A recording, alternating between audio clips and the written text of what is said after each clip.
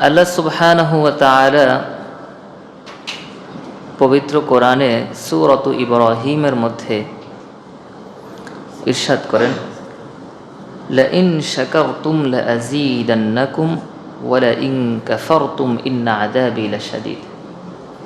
বান্দা, তোমরা যদি আমার শুকরিয়া আদায় করো আমি তোমাদের নিয়ামতকে বাড়িয়ে দিব, আর যদি আমার শুকরিয়া আদায় না করো, অকৃতজ্ঞ যদি হয়ে যাও, তাহলে আমার আযাব কিন্তু অত্যন্ত ভয়াবহ। এটা যেমন আমাদের ব্যক্তি জীবনের সাথে এই আয়াতটা সম্পৃক্ত, আমাদের সামাজিক জীবন, আমাদের রাষ্ট্রীয় জীবন, অর্থাৎ একজন মুসলমানের সারা জীবনের জন্য এই আয়াতটা। যেই কোনো ভালো কিছু যদি আমরা অর্জন করি, ভালো কিছু যদি আমার সাথে হয়, ভালো কাজ যদি আমি করতে পারি, কোনো কিছু যদি আমি অর্জন করতে পারি, ভালো কিছু ইনকাম রোজগার আমি করতে পারলাম, অর্থাৎ সারা জীবনের প্রত্যেকটা ক্ষেত্রে প্রতিটা সেক্টরেই এই আয়াতটা আমাদের প্রযোজ্য। শুকরিয়া যদি আমি আদায় করি, আল্লাহ নিয়ামতকে কি করবেন? বাড়িয়ে দেবেন। আর যদি শুকরিয়া আদায় না করি, নিয়ামত তো ছিনিয়ে নেবেনই। আল্লাহ বলেন আমার আযাব অত্যন্ত ভয়াবহ। আল্লাহ এখানে সরাসরি বলেন নাই তোমার নিয়ামতকে ছিনিয়ে নিব।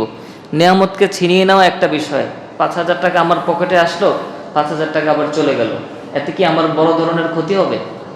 আমার কথা বুঝেন নাই। নতুন করে 5,000 টাকা আমার পকেটে ঢুকলো, আবার 5,000 টাকা আমার পকেট থেকে চলে গেল, তো এটা কি আমার বেশি ক্ষতি হয়েছে? না। আল্লাহ তাআলা এই জন্য এখানে নিয়ামত ছিনিয়ে নেওয়ার কথা বলেন নাই, বলছেন আমার আযাব অত্যন্ত ভয়াবহ। এই কথার মধ্যে দুইটা বিষয় আছে। এক তো নিয়ামত আমি ছিনিয়ে নিবই, শুধু এটুকুর মধ্যেই ক্ষান্ত রাখবো না, আমি তোমাকে শাস্তিও দিব। বিষয়টাকে বুঝতে পেরেছেন?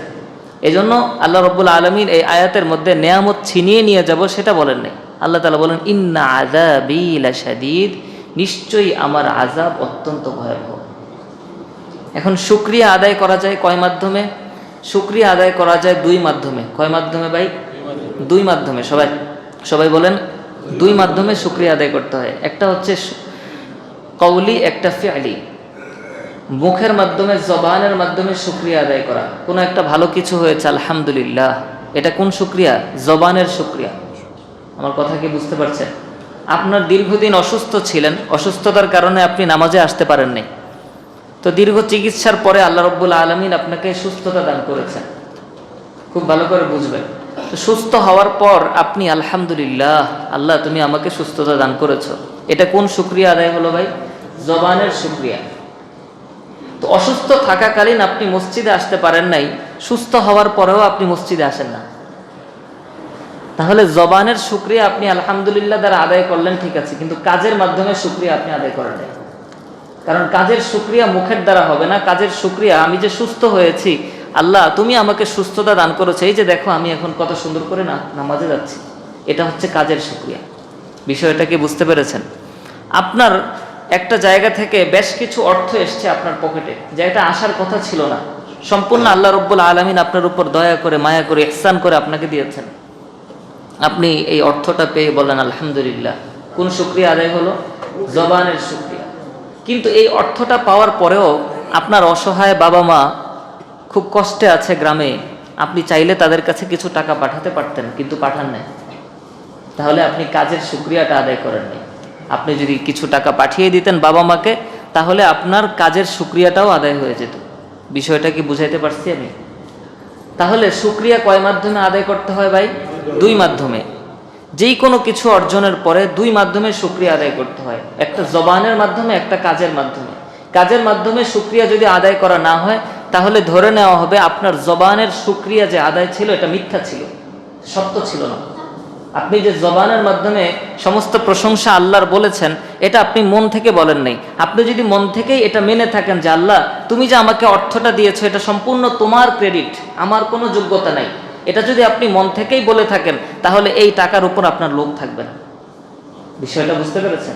আপনার যদি এটা বিশ্বাস থেকে থাকে যে আল্লাহ তুমি যে সুস্থতাটা দিয়েছো এটা সম্পূর্ণ তুমি আমাকে দিয়েছো, আমার কোনো ক্রেডিট নাই, আমার কোনো যোগ্যতা নাই, এটা যদি আমি বিশ্বাস করে আলহামদুলিল্লাহ বলে থাকি, তাহলে আমি তো নামাজ মিস দেওয়ার কথা না।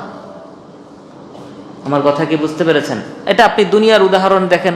একজন ভাই আপনাকে সাহায্য করেছে, আপনি বড় বিপদে পড়েছেন, 50,000 টাকা দরকার, ওই ভাই আপনাকে নিজে ইহসান করে, অনুগ্রহ করে আপনাকে 50,000 টাকা ধার দিল। আপনি সাথে সাথে বললেন ভাই আপনার এই ঋণ আমি কখনো ভুলতে পারবো না, ইত্যাদি ইত্যাদি ইত্যাদি, তাহলে এটা কোন শুকরিয়া আদায় হলো? জবানের শুকরিয়া। কোন শুকরিয়া ভাই? জবানের শুকরিয়া। কিন্তু পরবর্তীতে বেশ কিছুদিন পরে একটা পর্যায়ে দেখা গেল তার সাথে আপনার একটা সমস্যা তৈরি হয়ে সে আপনার বিরুদ্ধে অবস্থান নিয়েছে, সে আপনার বিপক্ষে অবস্থান নিয়েছে, আপনার বিরুদ্ধে একটা মামলা করে দিয়েছে, বা আপনার কোনো কিছু আত্মসাৎ করে বসে আছে। তাহলে বুঝতে হবে সে যে ওই দিন জবানের মাধ্যমে আপনার কৃতজ্ঞতা আদায় করেছিল এটা মিথ্যা ছিল, এটা লোক দেখানো ছিল। কারণ সে যদি বাস্তবেই কৃতজ্ঞ হতো সে পরবর্তীতে আপনার সাথে বেইমানি করতে পারতো না। বিষয়টা কি এখন বুঝতে পেরেছেন? তো আমাদেরকে শুকরিয়া আদায় করতে হবে কয় মাধ্যম দিয়ে ভাই? দুই মাধ্যম দিয়ে। শুধু জবানে আলহামদুলিল্লাহ বলাটা যথেষ্ট না, জবানের আলহামদুলিল্লাহ যে আমি মন থেকে বলেছি এটা বোঝানোর জন্য আমাকে কাজও করতে হবে। তাই জন্য রব্বুল আলামিন আমাদেরকে যত নেয়ামত দান করেন প্রত্যেকটা নেয়ামতের শুকরিয়া আমরা দুই মাধ্যমে আদায় করব। জবানের দ্বারাও আদায় করব, আবার কাজের দ্বারাও কি করব? আদায় করব। কাজের দ্বারা শুকরিয়া আদায় হবে কিভাবে?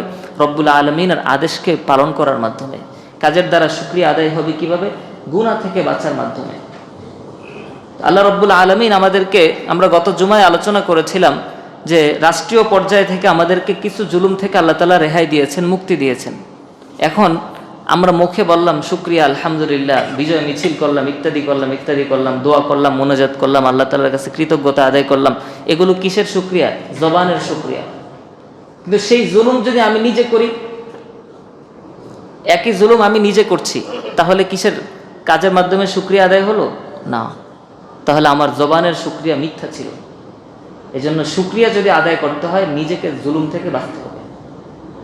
আজকে আমি আলোচনা করব যে আমাদের বর্তমান এই পরিস্থিতিতে আমাদের জন্য করণীয় কি, একটা কিছু অর্জনের পরে একজন মুমিনের জন্য কি করণীয়। 7 থেকে 8টা করণীয় সম্পর্কে আমি আলোচনা করব। 1 নম্বর করণীয় হচ্ছে আমাদেরকে নিজেরা জুলুম থেকে বাঁচতে হবে। 1 নম্বর করণীয় কি ভাই? নিজেদেরকে বাঁচতে হবে, জুলুম থেকে নিজেদেরকে বাঁচাতে হবে। কারণ যেই জুলুমের কারণে আমরা স্পষ্টভাবে নিজের চোখে দেখলাম যে একটা সম্প্রদায় কিভাবে শেষ হয়ে গেল, যেই জুলুমের কারণে একটা দল কিভাবে শেষ হয়ে গেল, এই বিষয়টা আমার চোখের সামনে দেখার পরে আমি কিভাবে জুলুম করতে পারি। যদি আমি জুলুম করি তাহলে বুঝতে হবে যে আমি এখান থেকে কোনো শিক্ষাই নিতে পারিনি। আজকে এই দেশের শীর্ষ ধনী 1000 কোটি টাকার মালিক যারা, তাদেরকে কি পরিমাণ লাঞ্ছিত আর অপমানিত হতে হচ্ছে এটা আপনারা নিজেরা আমার চেয়ে ভালো জানেন। আল্লাহ সুবহানাহু ওয়া তাআলা তার হাবিবকে লক্ষ্য করে সূরা আলে ইমরানের মধ্যে বলেছিলেন, কুলিল্লাহুম্মা মালিকাল মুলকি তুতিল মুলকা মান তাশা ওয়া তানজিউল মুলকা মিম্মান তাশা ওয়া তুইজ্জু মান তাশা ওয়া তুযিল্লু মান তাশা। আল্লাহ রাব্বুল আলামিন বলেন, নবী আপনি বলেন, হে আল্লাহ, হে বাদশাদের বাদশা, সমস্ত রাজত্বের মালিক, তুতিল মুলকা মান তাশা, আপনি যাকে চান তাকে রাজত্ব দেন, ওয়া তানজিউল মুলকা মিম্মান তাশা, আর যাকে চান তার থেকে রাজত্ব আপনি কেড়ে নেন। সবকিছু আপনার ক্ষমতা। আপনি যাকে চান তাকে ইজ্জত দেন, যাকে চান তাকে লাঞ্ছিত করেন। ইজ্জতের মালিক কে? আল্লাহ। সম্মানের মালিক কে? আল্লাহ। বেইজ্জতির মালিকও কে? আল্লাহ। রাজত্বের মালিক কে? আল্লাহ। এই বিশ্বাস একজন মুসলমান অন্তরে ধারণ করবে। আজকে আমি সম্পদ পেয়ে বড়াই করছি, আজকে আমি ক্ষমতা পেয়ে বড়াই করছি, আমার এই ক্ষমতা যেই কোনো সময় আল্লাহ তাআলা আমার কাছ থেকে ছিনিয়ে নিতে পারেন। আমি যেই সম্পদ নিয়ে বড়াই করছি, এই সম্পদ যেই কোনো সময় আমার কাছ থেকে ছিনিয়ে নিতে পারেন। আমি যেই শক্তি নিয়ে বড়াই করছি যে আমার সামনে কে দাঁড়াবে, এই যে শক্তির বাহাদুরিটা আমি দেখাচ্ছি, যৌবনের শক্তি পেয়ে যেই কোনো মুহূর্তে এই শক্তি আমার থেকে কেড়ে নিতে পারেন কে? আল্লাহ। এই বিশ্বাস আমাদের অন্তরের মধ্যে রাখতে হবে। এই সময়ও যদি আমরা এসে এই বিশ্বাসটা বুঝতে না পারি, এই বিষয়টা যদি আমাদের অন্তর দ্বারা অনুধাবন করতে না পারি, তাহলে কবে করবো আর? স্পষ্টভাবে আমরা যখন দেখতে পাচ্ছি দেশের শীর্ষ ধনী কিভাবে মানুষের সামনে লাঞ্ছিত হয়, অপমানিত হয়, এই বিষয়টা চোখের সামনে আসার পরেও কিভাবে আমি সম্পদ নিয়ে বড়াই করি, কিভাবে আমি ক্ষমতা নিয়ে বড়াই করি, কিভাবে আমি নিজে জুলুমের মধ্যে লিপ্ত হই। সমস্যাগুলো তো আমাদের ব্যক্তি জীবন থেকে শুরু হয়। সমস্যা শুরু হয় কোত্থেকে ভাই? ব্যক্তি জীবন থেকে শুরু হয়। আমরা সবাই খালি বলি অমুক খারাপ, তমুক খারাপ, অমুক খারাপ, অমুক নেতা খারাপ, ইত্যাদি খারাপ, সে খারাপ, সে খারাপ, সে খারাপ। কিন্তু আমি যে খারাপ নাকি ভালো এটা না আমরা চিন্তা করি না। পৃথিবীর প্রত্যেকটা মানুষ যদি ঠিক হয়ে যায় তাহলে পৃথিবীর কেউ আর অশুদ্ধ থাকবে, খারাপ থাকবে না। আমরা যদি 100 জন মানুষ এই প্রতিজ্ঞা করি যে আমরা আর জুলুম করব না, তাহলে এই সমাজে জুলুমটা আসবে কোত্থেকে? 2-1 জন জালেম থাকলে তারাও আর জুলুম করতে পারবে না। আমার কথা কি বুঝতে পারছেন? কিন্তু আপনি চাকরি নিতে যাবেন, 7 লাখ টাকা ঘুষ দিয়ে আপনি চাকরিতে ঢুকবেন, এরকম না আমাদের সিস্টেমটা? আপনি 7 লাখ 8 লাখ টাকা ঘুষ দিয়ে চাকরিতে ঢুকবেন, তাহলে আপনি চাকরিতে ঢুকে আপনি ঘুষ নিবেন না কেন? আপনি তো অবশ্যই নিবেন, আমার এই টাকাটা তো উঠাতে হবে। আমার কথা কি বুঝতে পারছেন? তো পুরা সিস্টেমটার মধ্যে একটার সাথে আরেকটা জড়িত, একটার সাথে আরেকটা জড়িত, একটার সাথে আরেকটা জড়িত, একটার সাথে আরেকটা জড়িত। রাসূল সাল্লাল্লাহু আলাইহি ওয়াসাল্লাম এই জন্য 2 শ্রেণীকে সতর্ক করে বলে দিয়েছেন।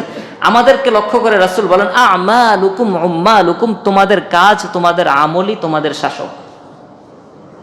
কি কঠিন কথা! তোমাদের আমল তোমাদের শাসক।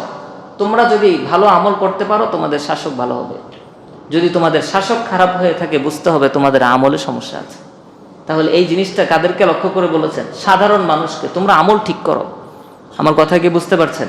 শুধু আমাদেরকে দায়িত্ব দেন নাই রাসূল, শাসককেও দায়িত্ব দিয়েছেন। আন্নাসু আলা দীনি মুলুকিহিম, শাসকদেরকে লক্ষ্য করে বলেন, শাসকরা তোমরা যদি ভালো হয়ে যাও সমাজের সব মানুষ ভালো হয়ে যাবে। সমাজের সব মানুষ তোমাদেরকে অনুসরণ করে। উপর মহলে যদি জুলুম না থাকে নিচের মহলে জুলুম বেশি দিন টিকতে পারবে না।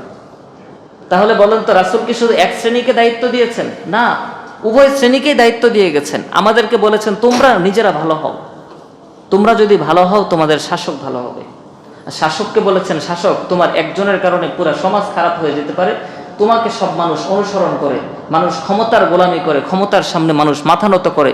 তোমাকে আমি রাজত্ব দিয়েছি, ক্ষমতা দিয়েছি, তোমাকে পরীক্ষা করছি আমি, তুমি এই পরীক্ষায় জয়ী হতে পারো কিনা, পরীক্ষায় জিততে পারো কিনা, এটা আমি তোমাকে দেখাচ্ছি। তুমি এই ক্ষমতা পেয়ে একদলকে আমি মাজলুম করে রেখেছি, একদলকে আমি ক্ষমতা দিয়ে রেখেছি। যারা মাজলুম অবস্থায় আছে, যাদেরকে বিপদ দিয়ে রেখেছি, তাদের থেকে আমি সবরের পরীক্ষা নিচ্ছি। কিসের পরীক্ষা?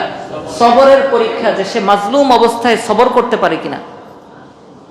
আবার একটা পর্যায়ে গিয়ে ওয়াতিলকাল আইয়ামু নুদাউবিলুহা বাইনান নাস, রব্বুল আলামিন বলেন এই দিনগুলো আমি বারবার আবর্তন ঘটাই, একবার এই দলকে ক্ষমতায় বসাই, একবার ওই দলকে ক্ষমতায় বসাই, তাদেরকে ক্ষমতায় বসিয়ে রাজত্ব দিয়ে তাদেরকে পরীক্ষা করি, আরেক দলকে ক্ষমতা থেকে নামিয়ে তাদেরকে ধৈর্য দিয়ে পরীক্ষা করি যে তারা সবর করতে পারে কিনা।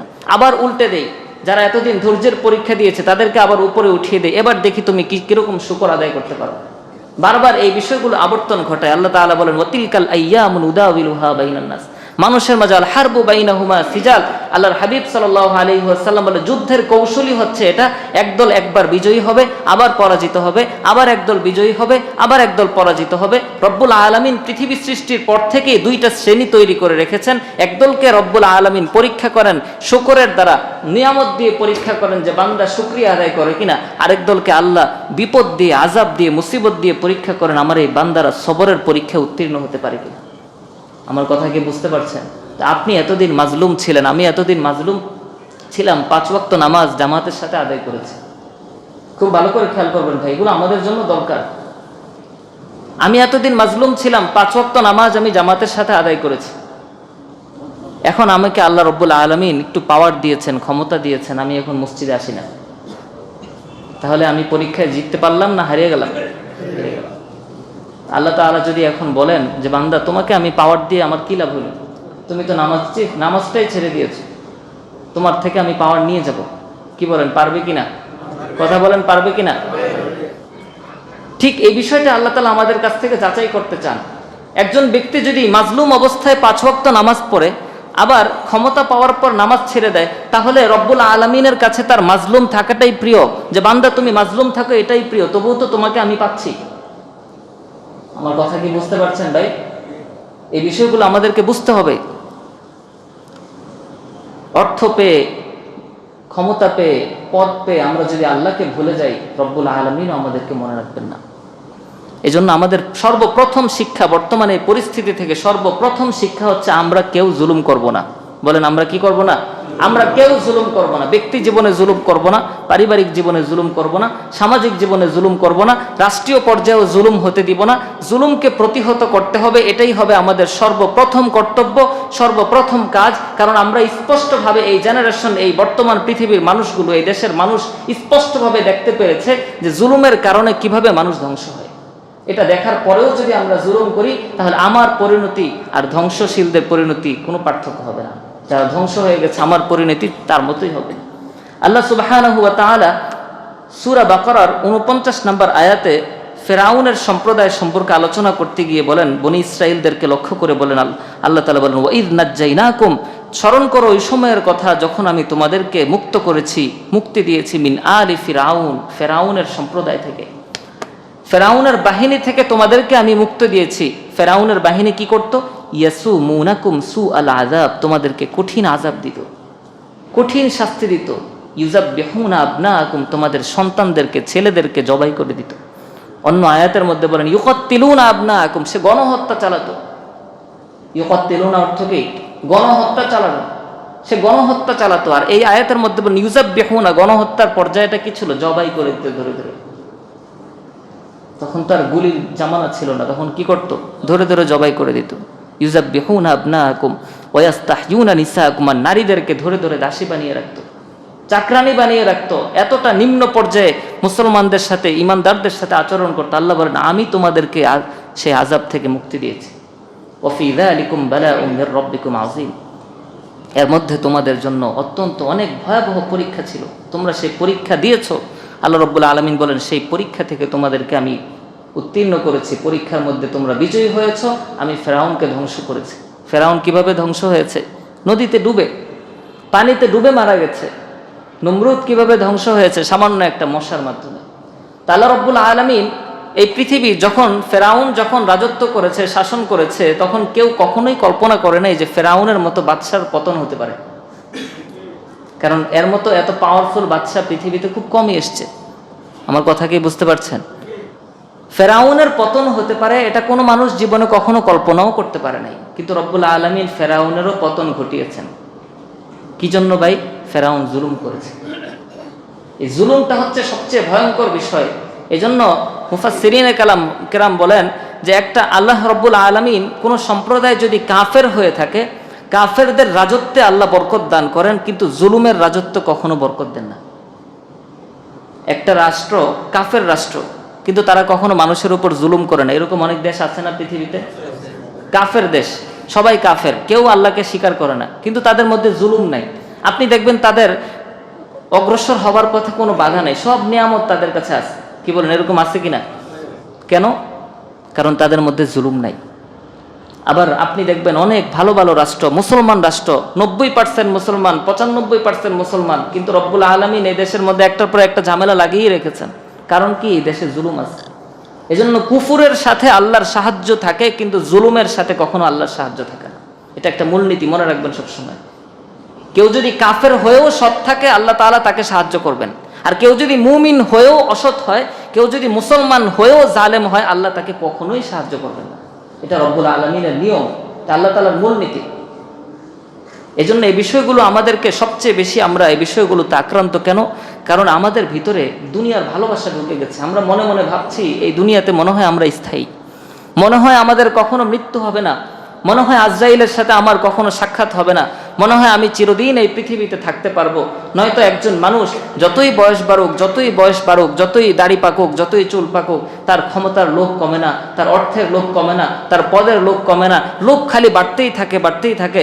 আল্লাহর হাবিব সাল্লাল্লাহু আলাইহি ওয়াসাল্লাম, বুখারী শরীফের 6412 নম্বর বর্ণনা, হযরত আব্দুল্লাহ বিন ওমর রাদিয়াল্লাহু আনহুমা, আল্লাহ রাসূল সাল্লাল্লাহু আলাইহি ওয়াসাল্লাম হযরত আব্দুল্লাহ বিন ওমর রাদিয়াল্লাহু আনহুমার কাঁধ ধরলেন। আখাযা রাসূলুল্লাহ সাল্লাল্লাহু আলাইহি ওয়াসাল্লাম বিমানকিবি, হযরত আব্দুল্লাহ বিন ওমর বলেন, আল্লাহর হাবিব সাল্লাল্লাহু আলাইহি ওয়াসাল্লাম আমার কাঁধের মধ্যে হাত রাখলেন। কাঁধের মধ্যে হাত রেখে বললেন, আব্দুল্লাহ, কুন ফিদ দুনিয়া কাআন্নাকা গরীবুন আও আবিরুস সাবিল, তুমি দুনিয়াতে এমন ভাবে থাকো যেমন কোনো মুসাফির থাকে। আপনি মুসাফির, কোথাও সফর করতে গেলে আপনি কি বিশাল বড় ভবন নিয়ে যাবেন? কথা বলেন। নাকি আপনার প্রয়োজনীয় 2-4টা কাপড়? অনেকে তো এটুকুও নিতে চায় না, কারণ সফরের সময় বোঝা যত হালকা থাকে সফর তত শান্তির হয়। কি বলেন, কথা ঠিক না? বোঝা যত হালকা সফর তত আরামদায়ক। তো সফরের সময় একজন মানুষ যেমন খুব বেশি বিলাসিতার চিন্তা করে না, যে আমি শুধু প্রয়োজনটা পূরণ করে আসতে পারলেই হলো। রাসূল বলেন, দুনিয়াটা তো তোমার জন্য, তুমি দুনিয়াতে সফর করতে গিয়েছো, ওটা তো তোমার স্থায়ী ঠিকানা না। জান্নাত থেকে তোমাকে দুনিয়াতে পাঠানো হয়েছে, আবার তুমি জান্নাতে চলে যাবে। মাঝখানের এই সময়টা কেমন যেন তুমি সফরে বের হয়েছো। সফরে বের হলে যেমন একজন মানুষ বড় প্রাসাদের চিন্তা করে না, খুব বেশি কাপড় চোপড়ের চিন্তা করে না, খুব বেশি অর্থের চিন্তা করে না, কোনো কিছুর চিন্তাই করে না, কোনো রকম সফরটা হয়ে যাবে এরকম সামর্থ্য থাকলেই হয়, এরকম প্রস্তুতি থাকলেই হয়। তুমি দুনিয়াতে এমনভাবে থাকো যেন তুমি একজন মুসাফির। এভাবে থাকো। আব্দুল্লাহ বিন ওমর রাদিয়াল্লাহু আনহু, এই জন্য আব্দুল্লাহ বিন ওমর রাদিয়াল্লাহু আনহু বলতেন, ইদা আমসাইতা ফালা তানতাজিরিস সাবাহ, হে মানুষ সকল, তোমরা যখন সন্ধ্যা করবে, সন্ধ্যাবেলায় তুমি জীবিত আছো, তখন তুমি সকাল হওয়ার অপেক্ষা করো না, কারণ সকাল হওয়ার আগেই তুমি চলে যেতে পারো। ওয়াইদা আসবাহতা ফালা তানতাজিরিল মাসা, তুমি সকাল করেছো, রব্বুল আলামিন সকাল পর্যন্ত তোমাকে জীবিত রেখেছেন, তুমি আরেকটা সন্ধ্যা তুমি পাবে, এই আশা তোমার অন্তরে থাকা উচিত না যে আমি আরেকটা সন্ধ্যা পর্যন্ত বেঁচে থাকবো, কারণ কোনো গ্যারান্টি নাই যে আরেকটা সন্ধ্যা পর্যন্ত তোমার জীবনটা লম্বা হবে। এই জন্য আব্দুল্লাহ বিন ওমর রাদিয়াল্লাহু আনহু বলতেন, সন্ধ্যা করে ফেললে সকাল হওয়া পর্যন্ত অপেক্ষা করো না যে আমি সকাল হোক তারপরে ভালো হয়ে যাব, সকাল পর্যন্ত আমি বেঁচে থাকবো, সকাল পর্যন্ত বেঁচে থাকার কোনো গ্যারান্টি নাই। আবার সকাল করেছো, সন্ধ্যার অপেক্ষা করো না, সন্ধ্যা পর্যন্ত বেঁচে থাকবে, এটারও কোনো গ্যারান্টি নেই। এই জন্য আব্দুল্লাহ বিন ওমর রাদিয়াল্লাহু আনহু বলতেন, ওয়াখুয মিন সিহহাতিকা লিমারাদিক ওয়া মিন হায়াতিকা লিমাউতিক, তুমি যখন সুস্থ থাকো তখন অসুস্থ অবস্থার প্রস্তুতিটা নিয়ে রাখো, তুমি যখন জীবিত আছো তখন মৃত্যুর পরের প্রস্তুতিটা নিয়ে রাখো, যখন অসুস্থ হয়ে যাবা তখন আর প্রস্তুতির সুযোগ থাকবে না, যখন মৃত্যুবরণ করবা তখন আর প্রস্তুতির সুযোগ থাকবে না। যখন তুমি সুস্থ আছো, অসুস্থ অবস্থায় তোমার কি পরিণতি হবে সেই কথা ভেবে সেই অবস্থার প্রস্তুতিটা তুমি সেরে ফেলো। যখন তুমি জীবিত আছো, আল্লাহ তাআলা তোমাকে হায়াত দান করেছেন, এই হায়াতটাকে তুমি কাজে লাগিয়ে মৃত্যুর পরের জীবন সম্পর্কে প্রস্তুতি নিয়ে ফেলো, কারণ আজরাইল যখন চলে আসবে, মৃত্যু যখন চলে আসবে, তখন তোমাকে আর 1 সেকেন্ড বেশি সময় দেওয়া হবে না। ইযা জাআ আজালুহুম ফালা ইস্তাখিরুনা সাআতান ওয়ালা ইস্তাকদিমুন, কারণ মৃত্যুর সময় যখন আসে তখন 1 সেকেন্ড, 1 মুহূর্ত এদিকে হবে না, 1 মুহূর্ত সেদিকে হবে না, যখন মৃত্যু আসবে তখনই মৃত্যু হবে। বুখারী শরীফের 6417 নম্বর বর্ণনা, হযরত আব্দুল্লাহ বিন মাসউদ রাদিয়াল্লাহু আনহু বলেন, খত্ত রাসূলুল্লাহ সাল্লাল্লাহু আলাইহি ওয়াসাল্লাম খত্তান মুরাব্বাআন, একবার রাসূল সাল্লাল্লাহু আলাইহি ওয়াসাল্লাম একটা চতুর্ভুজ আঁকলেন। চতুর্ভুজ চেনেন? 4 কোণা, 4টা দেহ থাকবে, এভাবে 4 কোণার একটা ঘর তৈরি করলেন। এই ঘর তৈরি করার পর ওয়াখত্ত খত্তান ফিল ওয়াসাতি খারিজাম মিনহু, 4 কোণার একটা ঘর তৈরি করে মাঝখানে আরেকটা দাগ টানলেন, যেই দাগটা এই 4 কোণার ঘর থেকে বাইরে বের হয়ে গেছে। আমি বিষয়টা বুঝাতে পারছি? একটা 4 কোণার ঘর আঁকলেন, মাটির মধ্যে দাগ দিলেন, যেমন মনে করেন এই পৃষ্ঠাটা, এটা 4 কোণা না, এর মাঝখান দিয়ে আরেকটা দাগ টানলেন, যেই দাগটা পৃষ্ঠা থেকে বাইরে বের হয়ে গেছে, 4 কোণা থেকে বাইরে বের হয়ে গেছে। এই দাগ টানার পর সাহাবায়ে কেরামকে রাসূল সাল্লাল্লাহু আলাইহি ওয়াসাল্লাম জিজ্ঞেস করেন, তোমরা কি জানো এই ঘরের হাকিকত কি, কেন আমি এটা এঁকেছি? সাহাবায়ে কেরাম বলেন, ইয়া রাসূলুল্লাহ, আল্লাহ এবং তার রাসূলই ভালো জানে। রাসূল সাল্লাল্লাহু আলাইহি ওয়াসাল্লাম বলেন, এই যে ঘরটা আমি এঁকেছি, এই ঘরটা হলো মানুষ। ঘরটা কি ভাই? মানুষ, মানুষের দৃষ্টান্ত। আর চারদিকে যে বর্ডারটা আমি দিয়েছি, চারদিকের বর্ডারটা হলো তার জীবন, তার হায়াত। এটুকু হচ্ছে তার হায়াতের সীমানা। আর যেই দাগটা দেখো এই বর্ডার ক্রস করে অনেক দূর চলে গেছে, এটা হচ্ছে তার আশা, এটা হচ্ছে তার লোভ, তার লালসা, তার চাহিদা। এজন্য একজন মানুষের জীবন অল্প একটু জীবন, কিন্তু তার চাহিদার কোনো শেষ নেই। একজন মানুষ মৃত্যুর আগের দিন বসে বসেও স্বপ্ন দেখে, একজন টাকা পয়সাওয়ালা ব্যক্তি মৃত্যুর আগের দিনও স্বপ্ন দেখে যে আমি যদি আরেকটা বাড়ি করতে পারি। এজন্য রাসূল সাল্লাল্লাহু আলাইহি ওয়াসাল্লাম বলেন, বনি আদমকে যদি একটা স্বর্ণের পাহাড়ও দিয়ে দেওয়া হয়, বনি আদমের অভ্যাস এমন, সে চিন্তা করবে যে আমি আরেকটা স্বর্ণের পাহাড় কিভাবে পেতে পারি। আরেকটাও যদি দেওয়া হয়, সে আবার চিন্তা করবে আমি আরেকটা কিভাবে বানাতে পারি। এই আশা, এই লোভ মানুষকে শেষ করে দেয়, লোভ মানুষকে একেবারে শেষ করে দেয়। রাসূলুল্লাহ সাল্লাল্লাহু আলাইহি ওয়াসাল্লাম বুখারী শরীফের 6420 নম্বর বর্ণনা, হযরত আবু হুরায়রা রাদিয়াল্লাহু আনহু থেকে বর্ণিত, তিনি বলেন, লা ইয়াজালু কলবুল কাবীরি শাব্বান ফিসনাতাইন, একজন বয়স্ক মানুষ, বয়স তার বাড়তে থাকে, দুনিয়ার দৃষ্টিতে সে বৃদ্ধ হয়, কিন্তু 2টা জিনিস তার যুবক হতে থাকে। তার কয়টা জিনিস যুবক হয়? 2টা জিনিস তার যুবক হতে থাকে। একজন মানুষ বয়স বাড়ে, তাহলে তার সে বৃদ্ধ হচ্ছে না? কথা বলেন না। শারীরিক দিক থেকে সে বৃদ্ধ হচ্ছে কিনা? তার দাড়ি পেকে গেছে, তার চুল পেকে গেছে, তার শরীরের চামড়া পটে গেছে, তার শরীরের মধ্যে নানান জায়গায় ব্যথা শুরু হয়েছে, সে হাঁটতে পারে না, চলতে পারে না। এই যে বৃদ্ধ হয়ে যাচ্ছে, সে শেষের দিকে যাচ্ছে, সে ক্লান্ত হয়ে যাচ্ছে, জীবন থেকে সে একদম মৃত্যুর কাছাকাছি চলে যাচ্ছে, কিন্তু এই তার বৃদ্ধ অবস্থায় 2টা জিনিস তার মধ্যে যুবক হতে থাকে। 2টা জিনিস কি হতে থাকে? যুবক হতে থাকে। রাসূল বলেন, হুব্বুদ দুনিয়া ওয়া তুলুল আমাল, দুনিয়ার ভালোবাসা এবং দীর্ঘ আশা। একজন মানুষ যতই বৃদ্ধ হোক, দুনিয়ার ভালোবাসা তার আরো বাড়বে। যতই বৃদ্ধ হোক, সে দীর্ঘ আশা করতে থাকবে। আপনি চিন্তা করবেন, আপনি বলবেন যে সে 1000 কোটি টাকার মালিক, তার কেন আবার টাকার প্রয়োজন? সে তো এটা দিয়ে শান্তিতে থাকতে পারে। কি বলেন? এরকম অনেকে প্রশ্ন করে। অনেক যারা মিডল ক্লাস আছে বসে বসে প্রতিদিন ৫০-৫০০ টাকা ১,০০০ টাকা ইনকাম করে, ওনারা বসে বসে চিন্তা করে যে যারা আল্লাহ তাআলা ১,০০০ কোটি টাকার মালিক বানিয়েছে, সে তো বসে বসে খেলেই পারে, সে কেন আবার কেলেঙ্কারির দিকে যায়, সে কেন অর্থ লুটপাট করে, সে কেন অর্থ পাচার করে, সে তার যা আছে তা দিয়ে খেলে তো সে সারা জীবন খেয়েও শেষ করতে পারবে না। কি বলেন, এরকম চিন্তা আসে না মাঝে মাঝে? কিন্তু রাসূল সাল্লাল্লাহু আলাইহি ওয়াসাল্লাম এই বিষয়টা এখানে স্পষ্ট করে দিলেন। সে তার বয়স বাড়ছে, তার অর্থ বাড়ছে, তার চাহিদাও বাড়ছে, তার আশাও বাড়ছে, সে আরো চাই, আরো চাই, আরো চাই, আরো লাগবে, আরো লাগবে। 2টা বাড়ির মালিক হয়েছে। আপনি চিন্তা করবেন, আমার যদি ঢাকাতে একটা বাড়ি থাকে আমার যথেষ্ট, আমি আর কিচ্ছু চাই না। কিন্তু যেই ব্যক্তির একটা বাড়ি আছে, তার চাহিদা শেষ হয়েছে, সে চিন্তা করবে আমার আরেকটা বাড়ি লাগবে। আমার যদি 2টা বাড়ি হয় তাইলে আমার যথেষ্ট, একটাতে আমি থাকবো, একটা ভাড়া দিব। আচ্ছা, যে ব্যক্তির 2টা বাড়ি আছে, তার কি চাহিদা এখানে শেষ? সে চিন্তা করবে আমার আরেকটা বাড়ি লাগবে, একটা বাড়িতে আমি একটা গার্মেন্টস করব। কি বলেন, স্বপ্ন বাড়ছে কিনা? 3টা বাড়ি আছে, তার চাহিদা শেষ হয়ে গেছে না, তার আরেকটা বাড়ি লাগবে, আরেকটা গাড়ি লাগবে, আরেকটা ব্যবসা লাগবে, আরেকটা প্রতিষ্ঠান লাগবে, আরেকটা মার্কেট লাগবে, আরেকটা এটা লাগবে, আরেকটা লাগবে, আরেকটা লাগবে। এই চাহিদা আমাদের জীবনকে শেষ করে দেয়। বুখারী শরীফের ৬৪২৬ নম্বর বর্ণনা, রাসূল সাল্লাল্লাহু আলাইহি ওয়াসাল্লাম বলেন, ওয়াল্লাহি মা আখাফু আলাইকুম বাদি আন তুশরিকু, আল্লাহর কসম করে বলছি, আমার মৃত্যুর পরে তোমরা মুশরিক হয়ে যাবে, তোমরা সবাই বেদিন হয়ে যাবে, অমুসলমান হয়ে যাবে, এই আশঙ্কা আমি করি না। রাসূল কি বলছেন? আমি যখন চলে যাব আমার এই উম্মত সবাই মুশরিক হয়ে যাবে, সবাই অমুসলিম হয়ে যাবে, এই ভয় আমার অন্তরে কাজ করে না। আমার অন্তরে যে বিষয়টা ভয় কাজ করে, ওয়ালাকিন আখাফু আলাইকুম আন তানাফাসু, কিন্তু আমি আশঙ্কা করি যে তোমরা দুনিয়া নিয়ে, অর্থ নিয়ে তোমরা প্রতিযোগিতায় লিপ্ত হয়ে যাবে, কার থেকে কে বেশি দুনিয়া কামাই করতে পারে। আমার এটা আশঙ্কা হয় তোমাদের ব্যাপারে, তোমরা সবাই মুশরিক হয়ে যাবা, বেদিন হয়ে যাবা, এটার ভয় আমি করি না। কিন্তু আমি ভয় করি কিসের? অর্থের ভয় করি, লোভের ভয় করি, যে তোমরা 2জন মিলে প্রতিযোগিতা করে না জানি দুনিয়ার ভালোবাসায় পড়ে জীবনটাকে শেষ করে দাও। এই জন্য প্রিয় ভাই, সব কিছুর মূল হচ্ছে দুনিয়ার ভালোবাসা, সব কিছুর মূল হচ্ছে অর্থের প্রতি লোভ থাকা। এই লোভ মানুষকে শেষ করে দেয়। একজন মানুষের অন্তরে যদি জুলুম চলে আসে, একজন মানুষের প্রভাব, প্রতিপত্তি, ক্ষমতা, অর্থ, এই জিনিসগুলো যখন একজন মানুষের ভিতরে চলে আসে, তখন সেই মানুষটা চোখ থাকে কিন্তু সে অন্ধ হয়ে যায়, চোখ থাকতেও সে অন্ধ হয়ে যায়। আল্লাহ সুবহানাহু ওয়া তাআলা বলেন, লাহুম কুলুবুন লা ইয়াফকাহুনা বিহা, তাদের অন্তর আছে কিন্তু অন্তর দ্বারা তারা চিন্তা করে না। ওয়ালাহুম আ'য়ুনুন লা ইউবসিরুনা বিহা, তাদের চোখ আছে, চোখ দ্বারা তারা দেখে না। চোখ থাকলে চোখ দ্বারা দেখবে না কেন? ওয়ালাহুম আযানুন লা ইয়াসমাউনা বিহা, কান আছে কিন্তু কান দ্বারা তারা শুনে না।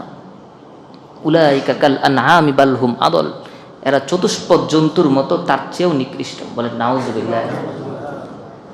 আপনি নিরপরাধ মানুষ, আপনাকে ধরে নিয়ে যাচ্ছে, নিরপরাধ মানুষ আপনাকে ধরে নিয়ে যাচ্ছে, আপনার কোনো অপরাধ নাই। যিনি ধরে নিয়ে যাচ্ছে সেও জানে যে আপনার কোনো অপরাধ নাই। আপনি বারবার কান্না করে বলছেন যে ভাই আমার তো অপরাধ নাই, আপনিও জানেন। আপনার কথাটা তার কানে যাচ্ছে কিনা বলেন তো? সে কানে শুনতে পাচ্ছে না আপনার কথাটা? আপনার কথাটা তো শুনতে পাচ্ছে, কিন্তু আপনার এই কথা তার অন্তরের মধ্যে কোনো রেখাপাত করে না। কি বলেন? এটাই তো বাস্তবতা। কারণ সে জুলুম করতে করতে অবস্থা এমন হয়েছে, উপলব্ধির ক্ষমতা আল্লাহ তাআলা তার কাছ থেকে নিয়ে গেছে। নিজের সন্তানের বুকে গুলি করতেও তার কাছে কষ্ট লাগে না। কি বলেন? অনেক পুলিশের সন্তান মারা গেছে না? কথা বলেন না? রাজনৈতিক নেতার সন্তান মারা গেছে না? তো পরিস্থিতিটা কেমন হয়ে গেছে? মানুষ ক্ষমতার জন্য এত বেশি অন্ধ হয়ে যায়, এত বেশি তার অন্তরের উপলব্ধি লোপ পায়। আল্লাহ বলেন, লাহুম কুলুবুন লা ইয়াফকাহুনা বিহা, অন্তর আছে, অন্তর দিয়ে তারা বুঝবে না। আপনি যতই বুঝান যে ভাই আপনার মরতে হবে, মরতে হবে, আপনি ভালো হয়ে যান, ভালো হয়ে যান, আপনার সামনে মাথা নাড়াবে, হ্যাঁ ইনশাল্লাহ চেষ্টা করি, একটু পরে গিয়ে আপনার বিরুদ্ধে ষড়যন্ত্র করবে। এই জন্য প্রিয় ভাই, জুলুম থেকে আমাদেরকে বাঁচতে হবে। এটা হচ্ছে 1 নাম্বার শিক্ষা। 1 নাম্বার শিক্ষা কি ভাই? সবাই বলেন না ভাই? জুলুম থেকে বাঁচতে হবে। কোনো প্রাণীর উপরেও আমরা জুলুম করব না, মানুষ তো দূরে থাক। আল্লাহ সুবহানাহু ওয়া তাআলা বলেন, ইন্নাল আবরারা লাফি নাঈম, যারা নেককার আছে, সৎকর্মশীল আছে, তারা থাকবে জান্নাতের নিয়ামতের মধ্যে। কোথায় থাকবে? জান্নাতের নিয়ামত। এই আবরার কারা? মুফাসসিরিনে কেরাম বলেন, আবরার ওই সমস্ত নেককার লোকদেরকে বলা হয় যারা সাধারণ মানুষ তো দূরের কথা, একটা পিপিলিকা, সাধারণ একটা প্রাণীর উপরেও তারা জুলুম করে না, এরা হচ্ছে আবরার। আপনি পেশাব করতে বসেছেন, আপনি দেখলেন একটা পিঁপড়া হাঁটছে, আপনি একটু সরিয়ে গিয়ে পেশাব করবেন, পিঁপড়াটাকে সরিয়ে দিবেন যে তুমি যাও, কারণ তোমাকে মেরে তো আমার কোনো লাভ নেই, হ্যাঁ, সে আপনার ক্ষতি করছে, আপনি তাকে মারতে পারবেন, সেটা ভিন্ন হিসাব। আমার কথা কি বুঝতে পারছেন? আবরার ওই সকল ব্যক্তিকে বলা হয় যারা কোনো কারণ ছাড়া একটা প্রাণীর উপরেও হাত তোলে না, এরা হচ্ছে আবরার। কুকুর রাস্তার এক পাশে বসে আছে, আপনি রাস্তা দিয়ে হাঁটছেন, আপনার কোনো প্রয়োজন আছে তাকে একটা ঢিল মারার? সে আপনার কোনো ক্ষতি করেছে? না, আপনি চাইলে মারতে পারেন। কিন্তু আবরার ওই সকল ব্যক্তি যারা ওই কুকুরের উপর আঘাত করবে না, ওই কুকুরটাকেও ইহসান করবে। আপনার খাবারটা আপনি ডাস্টবিনে ফেলে না দিয়ে আপনি দেখছেন একটা কুকুর ওখানে বসে আছে, আপনি খাবারটা ওর সামনে দিয়ে দেন না। আপনি তো এটা আপনি খাচ্ছেন না, তাহলে আপনার যেটা প্রয়োজন নাই, যেটা আপনি ডাস্টবিনে ফেলে দিবেন, যেটা গাড়ি নিয়ে গিয়ে এমন জায়গায় ফেলবে যেখান থেকে আর খুব বেশি উপকৃত হওয়ার ব্যবস্থা নাই, আপনি এই খাবারটা একটা কুকুরকে দেন। এই যে আপনি ইহসান করলেন একটা প্রাণীর প্রতি, এটা আপনার ভিতরে বীররুন আসছে, আপনি আবরারের অন্তর্ভুক্ত হতে পারবেন। আল্লাহ বলেন ইন্নাল আবরার লাফি নাঈম, যারা আবরার হতে পারবে, যাদের মধ্যে নেক কাজ থাকবে, সততা থাকবে, যাদের মধ্যে শুধু মানুষ নয় সমস্ত প্রাণী জীবজন্তুর প্রতিও যাদের অন্তরের মধ্যে দয়া থাকবে, মায়া থাকবে, লাফি নাঈম, আল্লাহ বলেন তারা জান্নাতের নেয়ামতে থাকবে। বলেন সুবহানাল্লাহ। এই জন্য আবরার হওয়ার চেষ্টা করি। মানুষ কেন, কোনো প্রাণীর উপরেও জুলুম করব না। আল্লাহ তাআলা কোনো প্রাণীর উপরে জুলুম করাকেও মেনে নেবেন না। আপনি একটা কুকুরের উপর আজকে জুলুম করলেন, কাল কিয়ামতের ময়দানে এই কুকুর আপনার বিরুদ্ধে সাক্ষী দিবে, এটা মনে রাখবে। জুলুমকে আল্লাহ এত বেশি অপছন্দ করেন, হাদিসের মধ্যে আসছে দুইটা গরু মারামারি লেগেছে, অনেক সময় লাগে না? দুই গরু যদি মারামারি লাগে, এই দুই গরুর মধ্যে একজন জালেম, একজন মাজলুম, একজনের কোনো দোষ নাই, তার শিং নাই, আরেকটার শিং আছে, তো যার শিং আছে ওর মধ্যে শক্তি বেশি, সে এসে ইচ্ছা করে একটা ধোসা দিয়ে দিচ্ছে। এরকম হয় না অনেক সময়? আল্লাহ রাব্বুল আলামিন কিয়ামতের ময়দানে এই দুইটা গরুকে দাঁড় করাবেন। দাঁড় করিয়ে যার শিং নাই, যেই গরুর, সে দুনিয়াতে মাজলুম হয়েছে, জুলুমের শিকার হয়েছে, রব্বুল আলামিন তাকে দুইটা শিং দিবেন। আর যেই গরুর শিং ছিল, শিং থাকার কারণে সে জুলুম করেছে, তার শিংটা উঠায় দিবেন। রব্বুল আলামিন ওই গরুকে বলবেন তুমি এখন একটা ধোসা দাও।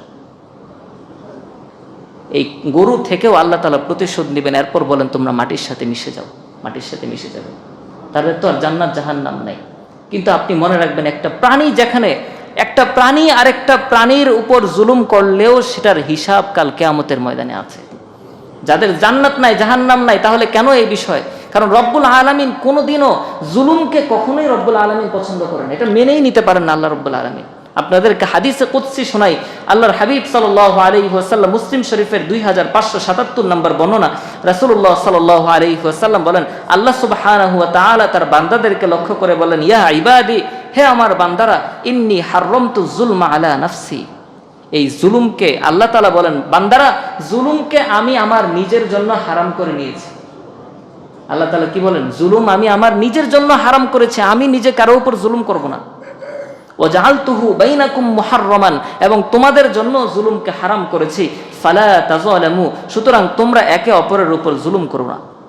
আল্লাহ তাআলা বান্দাদেরকে ডাক দিয়ে বলেন, কুল্লুকুম দাল্লুন ইল্লা মান হাদাইতু, তোমরা প্রত্যেকেই পথভ্রষ্ট, তবে যাকে আমি হেদায়েত দান করি। আমার হেদায়েত ছাড়া কেউ হেদায়েত প্রাপ্ত হতে পারে না। ফাস্তাহদুনি আহদিকুম, তোমরা আমার কাছে হেদায়েত চাও, আমি তোমাদেরকে হেদায়েত দেব। সুবহানাল্লাহ। আল্লাহ তাআলা বলেন, কুল্লুকুম আরিন ইল্লা মান কাসাইতু, তোমরা প্রত্যেকেই বিবস্ত্র, তোমাদের কাপড় পরার কোনো ক্ষমতা নাই, তোমাদের এই চাহিদা পূর্ণ করার ক্ষমতা নাই। ইল্লা মান কাসাউতু, তবে আমি আল্লাহ ইহসান করে, অনুগ্রহ করে তোমাদেরকে কাপড়ের ব্যবস্থা করে দেই। ফাস্তাকসুনি আকসিকুম, সুতরাং তোমাদের কাপড়ের প্রয়োজন হলে আমার কাছে চাও, আমি তোমাদেরকে দিব। সুবহানাল্লাহ। দেখেন আল্লাহ রাব্বুল আলামিন কিভাবে বান্দাদেরকে ডাকছেন। আল্লাহ বলেন, কুল্লুকুম জাইউন ইল্লা মান আতামতু, তোমরা প্রত্যেকেই ক্ষুধার্ত, তবে আমি আল্লাহ যাকে খাবার খাওয়াই, আমি আল্লাহ যদি কাউকে খাবার না খাওয়াই, এক লোকমা খাবার মুখে দেওয়ার তার কোনো ক্ষমতা নাই। সুতরাং খাবার খেতে চাও, আমি আল্লাহর কাছে চাও, আমি তোমাকে খাবার দিব। বলেন সুবহানাল্লাহ। আল্লাহ সুবহানাহু ওয়া তাআলা আরো বলেন, ইন্নাকুম তুখতিউনা বিল্লাইলি ওয়ান নাহার, বান্দারা তোমরা দিন রাত অন্যায় করতে থাকো, অপরাধ করতে থাকো, কিন্তু আমি আল্লাহ এমন, ওয়া আনা আগফিরুয যুনুবা জামিআন, আমি তোমাদের সকল গুনাহকে মাফ করে দিই। সুবহানাল্লাহ। ফাস্তাগফিরুনি আগফির লাকুম, সুতরাং ক্ষমা যদি চাইতে হয় আমার কাছে চাও, আমি তোমাদেরকে ক্ষমা করে দিই। সুবহানাল্লাহ। আল্লাহ সুবহানাহু ওয়া তাআলা তারপর বলেন, বান্দারা, এই পৃথিবীর সমস্ত মানুষ যদি আমার ক্ষমতা সম্পর্কে তোমরা জানো, পৃথিবীর সকল মানুষ পৃথিবী সৃষ্টির পর থেকে কিয়ামত পর্যন্ত যত মানুষ আসবে সকল মানুষ যদি একটা ময়দানে জমায়েত হয়, একটা ময়দানে একত্র হয়ে তারা যদি মনের চাহিদা মতো তাদের যত চাহিদা আছে সব কিছু যদি আমার কাছে চাইতে থাকে আর আমি সব দিতে থাকি, সে চাইলো আল্লাহ আমাকে বাড়ি দাও, দিলাম। পৃথিবীর প্রত্যেকটা মানুষের সকল চাহিদা যদি আমি আল্লাহ পূরণ করে দেই, তবুও আমার রাজত্ব থেকে একটুকু পরিমাণ কমবে না। একটা সমুদ্র থেকে যদি সুয়ের আগা দিয়ে একটু পানি নেওয়া হয়, ওই সুয়ের আগার মধ্যে যেটুকু পানি লেগে থাকে এইটুকু পরিমাণও আমার রাজত্ব থেকে কমবে না। কেমন রব আমরা পেয়েছি, কেমন আল্লাহ আমরা পেয়েছি, কেমন প্রতিপালক আমরা পেয়েছি, যার খাজানার মধ্যে কোনোদিন কোনো কমতি নাই। আল্লাহ সুবহানাহু ওয়া তাআলা বলেন, তোমরা আমার কাছে চাও, আমি তোমাদেরকে দিব। আমার কাছে চাইতে কেন তোমরা ভুল করো? এই হাদিসের মধ্যে রব্বুল আলামিন শুরুতেই বলে দিলেন, ইন্নী হাররামতু যুলমা আলা নাফসি, এই জুলুম করা আমি নিজের জন্য হারাম করেছি। অনেক সময় বড় বড় নেতারা বলে যে আমি কিন্তু নিজেও এই কাজটা করি না, তোমরা এটা করবা না। এই কথা কেন বলে? এই কথা বললে মানাটা কি হয়? সহজ হয়। আমার কথা বুঝেন নাই? আপনার নেতা যদি বলে আমি কিন্তু চাঁদাবাজি করি না, সুতরাং আমার এলাকায় কোনো চাঁদাবাজি চলবে না, তাইলে কি কোনো পাতি নেতার সাহস আছে চাঁদাবাজি করার? কথা বলেন না?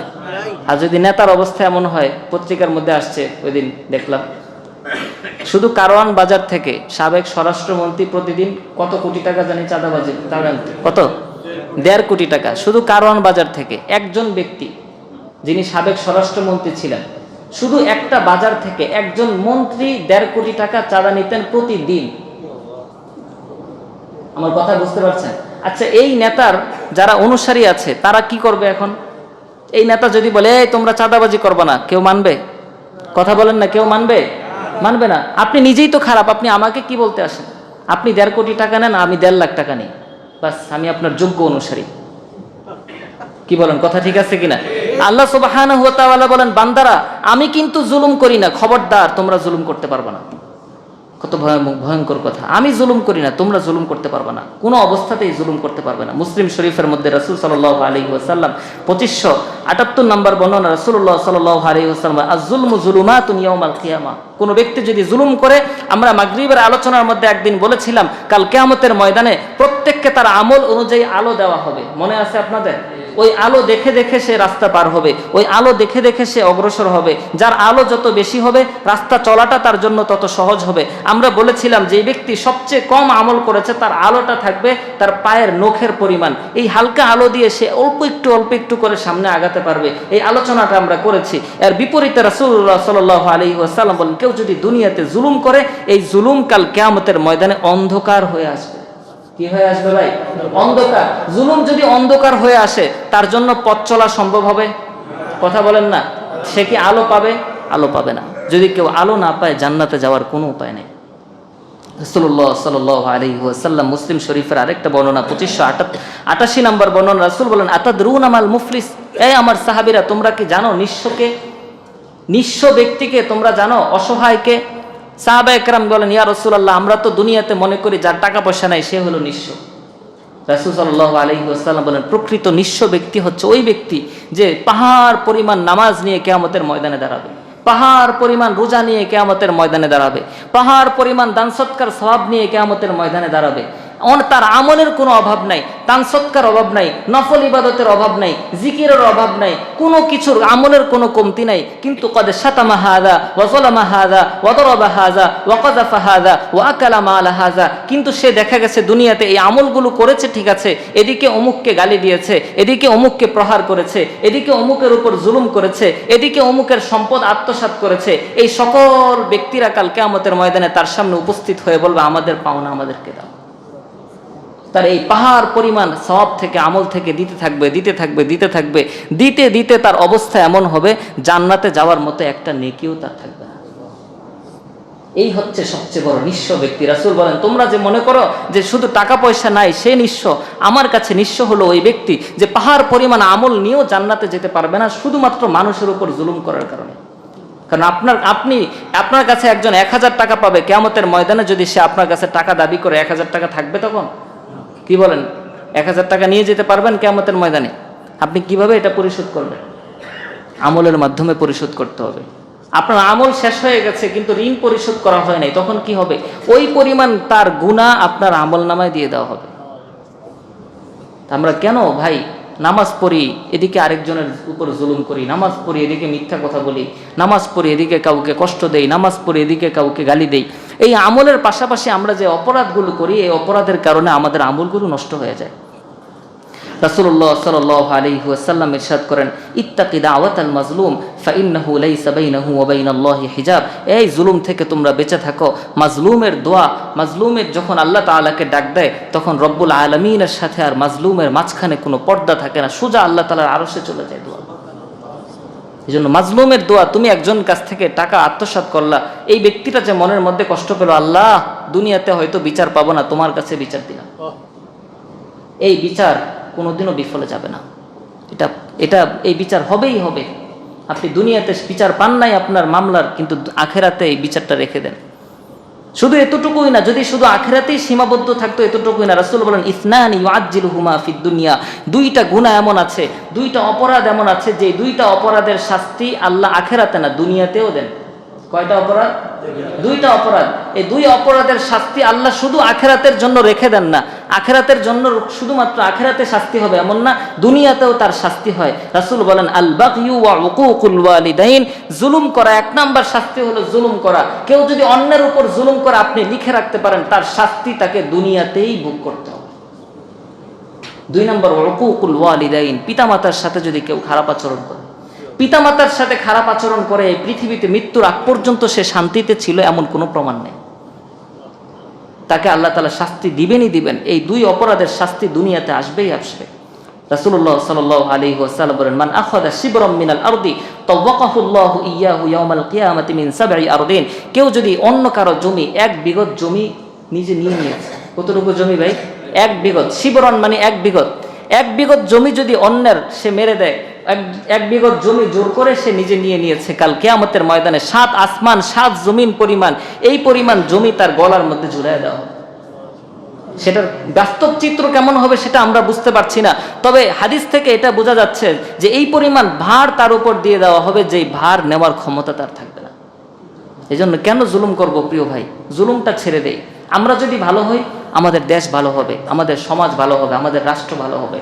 আমরা যদি খারাপ হই আমাদের নেতা খারাপ হবে, আমাদের দেশ খারাপ হবে, আমাদের রাষ্ট্র খারাপ হবে, আমাদের রাষ্ট্রের যারা কর্তা আছে তারা খারাপ হবে। প্রথমে আমাদেরকে ভালো হওয়া লাগবে। কথা কি বুঝে আসছে ভাই? রাসূলুল্লাহ সাল্লাল্লাহু আলাইহি ওয়াসাল্লাম ইরশাদ করেন, ইন্নাল্লাহা লা ইউমলি লিয-যালিম হাত্তা ইযা আখাযাহু লাম ইউফলিতহু। আল্লাহ বলেন, আল্লাহ তাআলা জালেমকে ছাড় দেন, জালেমকে ঢিল দেন, জালেমকে ঢিল দেন, হাত্তা ইযা আখাযাহু লাম ইউফলিতহু। যখন জালেমকে খপ করে ধরেন তখন আর তার উপর কোনো দয়া দেখান না। এটা হাদিসের কথা। জালেমকে ঢিল দেন। আপনি 5 বছর 10 বছর মানুষের উপর জুলুম করেছেন, কিচ্ছু হয় নাই, কত শান্তিতে আছে, সুখে আছে। যখন আল্লাহ ধরবে, রাসূল বলেন লাম ইউফলিতহু, আল্লাহ তার দিকে ফিরেও তাকাবেন না। সে যতই চিৎকার করুক, যতই কান্নাকাটি করুক, যতই বলুক আল্লাহ ভালো হয়ে গেছি, আর সুযোগ নাই। ভালো হওয়ার অনেক দিন ছিল, অনেক সুযোগ ছিল। এজন্য আল্লাহ সুবহানাহু ওয়া তাআলা পবিত্র কোরআনে বলেন, ওয়ালা তাহসাবান্নাল্লাহা গাফিলান আম্মা ইয়ামালুজ জালিমুন। তোমরা আল্লাহ তাআলাকে জালেমদের কর্মকাণ্ড সম্পর্কে গাফেল মনে করো না। আমরা অনেক সময় বলি আল্লাহ কি এগুলো দেখে না? আল্লাহ বলে, এই তোমরা আল্লাহকে গাফেল মনে করো না, আমি আল্লাহ সবকিছু দেখছি, সবকিছু আমার নজরের মধ্যে আছে, সবকিছু আমার দৃষ্টিতে আছে, আমি সবকিছু দেখতে পাচ্ছি। তোমরা আমাকে গাফেল মনে করো না যে আমি মনে হয় এটা দেখতে পাচ্ছি না, আমি মনে হয় তার জুলুমটা দেখতে পাচ্ছি না, আমি মনে হয় তার অপরাধটা দেখতে পাচ্ছি না। অনেক সময় বলে যে আমার প্রতিবেশী আমার উপর এত জুলুম করে, এত জুলুম করে, আজকে 30টা বছর ধরে কষ্টে আছি, আল্লাহ কি এগুলো দেখে না? আল্লাহ বলে, লা তাহসাবান্নাল্লাহা গাফিলান, আল্লাহকে গাফেল মনে করবো না, আল্লাহ সব সময় দেখছে, আমি যখন ধরবো তখন আর ছাড়বো না। এই জন্য প্রিয় ভাই, জুলুম থেকে আমরা বিরত থাকবো তো ইনশাআল্লাহ। কেউ কারো উপর কোনো জুলুম করব না, এইটা প্রতিজ্ঞা করি। আমি আমার ব্যক্তি জীবনে, আমি যদি স্বামী হয়ে থাকি আমার স্ত্রীর উপর আমি জুলুম করব না। আমি পিতা হয়ে থাকি আমার সন্তানের উপর আমি জুলুম করব না। আমি সন্তান হয়ে থাকি আমি আমার বাবা মার উপর জুলুম করব না। এইভাবে নিজের পরিবার থেকে আমরা শুরু করি। আমি যদি প্রতিবেশী হয়ে থাকি আরেক প্রতিবেশীর উপর আমি জুলুম করব না। আমি যদি সমাজের মানুষ হয়ে থাকি, আমি যদি ক্রেতা হই বিক্রেতার সাথে বিক্রেতার উপর জুলুম করব না। আমি যদি ব্যবসায়ী হই আমার ক্রেতার উপর জুলুম করব না। আমি যদি নেতা হই তাহলে সমাজের সাধারণ মানুষের উপর জুলুম করব না। আমি যদি সাধারণ মানুষ হই তাহলে আমি আমার অপর ভাইয়ের উপর জুলুম করব না। এইভাবে যদি জুলুমটাকে আমরা আমাদের ব্যক্তি জীবন থেকে বাদ দিতে পারি, সামাজিক জীবন থেকে বাদ দিতে পারি, তাহলে অটোমেটিক রাষ্ট্রীয় জীবন থেকে জুলুম চলে যাবে। আমার কথা কি বুঝতে পারছেন? এই জন্য জুলুমকে আমরা প্রতিহত করতে পারবো তো ইনশাআল্লাহ? যদি আমরা জুলুমকে প্রতিহত করতে পারি তাহলে আমাদের এই বিজয় অব্যাহত থাকবে, আমাদের এই অর্জন অব্যাহত থাকবে। নয়তো রব্বুল আলামিন আমাদেরকে এখন পরীক্ষা করছেন আমরা আমাদের এই অর্জনটাকে ধরে রাখতে পারি কিনা। হযরত আব্দুল্লাহ বিন আমর রাদিয়াল্লাহু আনহু একজন সাহাবী, আমর ইবনুল আস রাদিয়াল্লাহু আনহু মিশর বিজয় করার পরে, তিনি মিশর বিজেতা সাহাবী ছিলেন, মিশর বিজয় করার পরে তিনি সৈন্যবাহিনীকে লক্ষ্য করে একটা ভাষণ দিয়েছিলেন। সেই ভাষণের মধ্যে তিনি একটা বিষয় লক্ষ্য করেছিলেন, একটা বিষয় উল্লেখ করেছিলেন। তিনি বলেন, আনতুম ফি রিবাতিন দাইমিন লিকাসরাতিল আদাই হাওলাকুম। এই শুনে রাখো, তোমরা যারা মুসলমান আছো, আমরা যারা মুসলমান আছি, আমাদের লড়াই কখনো শেষ হয় না। আমরা হয়তো মিশর বিজয় করেছি, কিন্তু আমাদের শত্রু পুরো পৃথিবীতে এমন ভাবে ছড়িয়ে আছে, তোমাদের লড়াই সব সময় চলমান। তোমরা এটা কখনো ধারণা করবে না যে আমরা বিজিত হয়ে গেছি, আমরা বিজয়ী হয়ে গেছি, এখন একটু শান্তিতে ঘুমাই। মুসলমানদের জন্য কোনো শান্তির স্থিরতার ঘুম নাই, মুসলমানদেরকে সবসময় সজাগ দৃষ্টি রাখতে হবে। কে বলে গেছেন? হযরত আমর ইবনুল আস রাদিয়াল্লাহু আনহু। এই শিক্ষা আমাদের প্রত্যেকের জন্য প্রযোজ্য। আপনি যদি এটা মনে করেন, হ্যাঁ সবকিছু তো ভালো হয়ে গেছে, ঠিক হয়ে গেছে, আরাম করে ঘুমাই, না ভাই, আরাম করে ঘুমানোর সময় নাই। পুরা পৃথিবী যেখানেই মুসলমান আছে, পুরা পৃথিবীর সকল কাফেরদের দৃষ্টি সেই মুসলমানের উপর। কোনো কাফের আমাদের বন্ধু না, কোনো কাফের আমাদের কিনা বন্ধু না। কোনো কাফের মুসলমানের বন্ধু হতে পারে না, কোনো কাফের মুসলমানের ভালো চায় না। যারাই কোনো কিছু করবে বুঝতে হবে তার স্বার্থের জন্য তারা করছে। এজন্য মুসলমানদেরকে সব সময় সজাগ দৃষ্টি রাখতে হবে। কোনো কুফফার কাফের শক্তি, কোনো ধরনের অমুসলিম যেন আমাদের মাথার উপর চেপে বসতে না পারে, আমাদের উপর কোনো জিনিস চাপিয়ে দিতে না পারে, আমাদের এই যে স্বাধীনতা, আমাদের যে বিজয়, এটা যেন ছিনিয়ে নিতে না পারে, আমাদের এই অর্জনকে যেন শেষ করে দিতে না পারে। আমরাও এর ব্যাপারে সজাগ থাকব, কারণ মুসলমানরা যদি গাফেল হয়ে যায়, অপশক্তিগুলো অবশ্যই আমাদের এই বিজয়কে ছিনিয়ে নিতে চেষ্টা করবে। সে আমার প্রতিবেশী রাষ্ট্র হোক, সে দূর দেশের কোনো রাষ্ট্র হোক, যেই হোক, সে যদি অমুসলিম হয়ে থাকে, সে আমার প্রকৃত বন্ধু না। আমিও তার সাথে ভালো আচরণ করব আমার স্বার্থের জন্য, কিন্তু আমাকে লক্ষ্য রাখতে হবে আমার স্বার্থ যেন ব্যাঘাত না হয়। কথা কি বুঝে আসছে ভাই? এই জন্য সবসময় সজাগ দৃষ্টি রাখা, রব্বুল আলমিনের কাছে বেশি বেশি দোয়া করা, এবং সামাজিকভাবে আমরা যারা আছি, আমরা অন্তত এই প্রতিজ্ঞা করা, এই সমাজের মধ্যে কোনো জুলুম আর চলতে দেওয়া যাবে না। কি বলেন? রাজি আছি তো ইনশাআল্লাহ? আমরা গত জুমায় ঘোষণা করেছিলাম যে এখানে যে মেলা হয় সেই মেলা বন্ধ করতে হবে। আলহামদুলিল্লাহ মেলা বন্ধ হয়ে গেছে, সবাই বলেন আলহামদুলিল্লাহ। এবং এটা যেন ভবিষ্যতে কখনো এখানে আসন গাড়তে না পারে, সে ব্যাপারে সজাগ দৃষ্টি রাখতে হবে। কথা বুঝে আসছে ভাই? যতদিন আমরা বেঁচে আছি, যেই জুলুম আমরা উৎখাত করব, সেই জুলুম আবার সমাজে আসতে দিব না। ব্যবসায়ী ভাইদেরকে বলেছি, কেউ কোনো চাঁদা দিবেন না। কেউ যদি চাঁদাবাজি করতে আসে জানাবেন, ও সব মুসল্লি নিয়ে যাব। কি বলেন? যেতে রাজি আছেন তো ইনশাআল্লাহ? সবাই বের হব। আমরা সবাই বুঝতে পেরেছি কিভাবে আমাদের অধিকার অর্জন করতে হয়। এটা রাসূল সাল্লাল্লাহু আলাইহি ওয়াসাল্লাম শিখিয়ে গেছেন। সেই বদরে শিখিয়েছেন, উহুদে শিখিয়েছেন, খন্দকে শিখিয়েছেন, হুনাইনে শিখিয়েছেন, খাইবারে শিখিয়েছেন, ফাতে মক্কায় শিখিয়েছেন, তাবুকে শিখিয়েছেন। রাসূল শিখিয়ে গেছেন মুসলমানদের অধিকার মুসলমানরা কিভাবে অর্জন করবে, মুসলমানদের অধিকার কিভাবে আদায় করতে হয়, এটা মুসলমানরা ভালো করেই জানে। এবার এই ঘটনা, সাম্প্রতিক ঘটনা থেকে আমরা আবারও বুঝতে পেরেছি আমাদের প্রয়োজনে আমরা রক্ত দিব, আমাদের জীবন দিব, কিন্তু কোনো জুলুম এই সমাজের মধ্যে মানা যাবে না। কথা বলেন ঠিক কিনা? এজন্য সামাজিকভাবে এই সিদ্ধান্তগুলো আমাদের নিতে হবে। যারা সমাজের কর্তা আছেন, আমি আপনাদের কাছে আরজ করব, আপনারা এই সিদ্ধান্তগুলো নেবেন। এই সমাজের মধ্যে কোনো চাঁদাবাজি যেন না হয়। এই সমাজের মধ্যে বিশেষ করে মসজিদকে কেন্দ্র করে যে রাজনীতি চলে, এটা আমি বিশেষভাবে বলতে চাই। মসজিদের মধ্যে কেউ ক্ষমতা ব্যবহার করে মসজিদের কমিটিতে ঢুকতে পারবে না। কথা বলেন ঠিক কিনা? ক্ষমতা ব্যবহার করে ঢুকতে পারবে না। কেউ যদি অতীতে ক্ষমতা ব্যবহার করে ঢুকে থাকে, তাকে ছাঁটাই করতে হবে। কথা বলেন ঠিক কিনা? ক্ষমতা ব্যবহার করে কমিটিতে জায়গা নেওয়া যাবে না। যোগ্যতা দিয়ে জায়গা নিতে পারলে নেন। আপনি কোন দলের হন সেটা আমার দেখার বিষয়। কথা কি বুঝে আসছে ভাই? এবং মসজিদের মধ্যে ইমামকে তার কথা বলার স্বাধীনতা দিতে হবে। যে যেই দলেরই হন না কেন, ইমাম যদি হক কথা বলে, তার উপর কোনো কথা বলার অধিকার কারো নাই। কথা বলেন ঠিক কিনা? আলহামদুলিল্লাহ, আমরা যেই মসজিদে বসে আছি, আলহামদুলিল্লাহ, বিগত কঠিন পরিস্থিতিতেও আল্লাহর রহমতে আমার কমিটি থেকে আমাকে একবারের জন্য বলে নাই যে হুজুর একটু সতর্কতার সাথে কথা বলবেন, এটা বলে নাই। আলহামদুলিল্লাহ, এই দিক থেকে আমি ভালো আছি। এজন্য আপনারাও বিভিন্ন মহল্লার মানুষ এখানে থাকতে পারেন, প্রত্যেকেই প্রত্যেকের মহল্লার মসজিদে এই বিষয়টা খেয়াল রাখবেন যে মসজিদ আল্লাহর ঘর, এখানে কোনো মানুষের কর্তৃত্ব চলবে না। এটা আল্লাহর ঘর, এখানে কর্তৃত্ব চলবে কার? আল্লাহর কর্তৃত্ব চলবে। মসজিদকে সমস্ত রাজনীতি থেকে মুক্ত রাখতে হবে, সমাজকে গান বাজনা থেকে মুক্ত রাখতে হবে। সমাজের মধ্যে আপনি ইয়ারফোন লাগিয়ে গান শোনেন, কিন্তু সমাজে উচ্চ স্বরে কোনো গান বাজানো যাবে না। কথা বলেন ঠিক কিনা? যেখানেই উচ্চ স্বরে গান বাজানো হবে, সেটা বিয়ের অনুষ্ঠান হোক, যেটাই হোক, আমরা সবাই গিয়ে সেটাকে ভণ্ডুল করে দিব। কথা বলেন ঠিক কিনা? আমরা সমাজের মধ্যে উচ্চ স্বরে গান বাজানো যাবে না। এবং যেই মেলা আমরা বন্ধ করেছি, সেই মেলা আমরা কোনোভাবেই আমরা ফেরত যাতে আসতে না পারে সেই চেষ্টা করতে হবে। এবং বিশেষ করে সমাজের মধ্যে একটা ব্যাধি মাদক দ্রব্য সমাজের রন্ধ্রে রন্ধ্রে ছেয়ে গেছে, গাঁজা, ইয়াবা ইত্যাদি ইত্যাদি সমাজের রন্ধ্রে রন্ধ্রে ছেয়ে গেছে। এই বিষয়গুলো আমরা প্রত্যেকে যদি সচেষ্ট হই, প্রত্যেকে যদি আমার ভাইকে খেয়াল রাখি, আমার সন্তানকে খেয়াল রাখি, এই বিষয়গুলো যদি এভাবে খেয়াল রাখা হয়, এবং যারা নেতৃবর্গ আছে, সমাজের যারা মাথা আছে, আমরা যদি সবাই মিলে একটু সচেষ্ট হই, উদ্যোগী হই, তাহলে আমাদের সমাজটা কিন্তু এগুলো থেকে মুক্ত থাকতে পারে। কি বলেন? আমরা মাদক মুক্ত সমাজ চাই কি চাই না? সবাই চাই তো ইনশাআল্লাহ। তাহলে সবাই আমরা সতর্ক থাকবো। এবং বিশেষভাবে আমি আমার এই মসজিদের মহল্লার মানুষদেরকে, বিশেষ করে ব্যবসায়ী ভাইদেরকে একটা আবদার করব যে নামাজের সময় দোকানগুলো বন্ধ রাখবেন। কি বলেন? নামাজের সময় যদি 10 মিনিট দোকান বন্ধ থাকে, ব্যবসা অনেক লস হয়ে যাবে। কথা বলেন, ব্যবসায় লস হবে।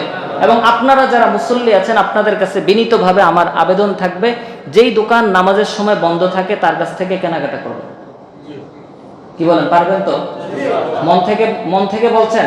যেই দোকানটা নামাজের সময় তারা বন্ধ রেখে নামাজ পড়ে, ওই দোকানে কেনাকাটা করবেন। কোনো বেনামাজির দোকানে আমরা কেনাকাটা করব না। যদি আমরা সবাই এই ব্যাপারটার উপর একমত হতে পারি, অটোমেটিক সবাই নামাজি হয়ে যাবে। আমরা চাই সকল ব্যবসায়ীরা নামাজি হোক, সকল চাকরিজীবী নামাজি হোক, সমাজের প্রত্যেকটা মানুষ, প্রত্যেকটা যুবক নামাজি হয়ে যাক। এই জন্য এলাকার দোকানদারদের উপর আমার একটু আবদার থাকবে যে আপনারা নামাজের সময় অন্তত নামাজ চলাকালীন অবস্থায় যেন দোকানগুলো খোলা না থাকে, এরকম একটা পরিবেশ যদি আমরা সৃষ্টি করতে পারি, অবশ্যই এই এলাকার উপর, এই সমাজের উপর আল্লাহ তাআলার রহমত নাজিল হবে। সমাজের সকল অনাচার দূর হয়ে যাবে, সকল মানুষের পারিবারিক সমস্যা, সাংসারিক সমস্যা, এই সমস্যাগুলো দূর হয়ে যাবে ইনশাআল্লাহ। রব্বুল আলামিন আমাদের সবাইকে জুলুম মুক্ত, মাদক মুক্ত এবং অত্যাচার মুক্ত সমাজ গড়ার তৌফিক দান করেন। সবাই বলেন আমিন। ওয়া আখিরু দাওয়ানা আলহামদুলিল্লাহি রাব্বিল আলামিন।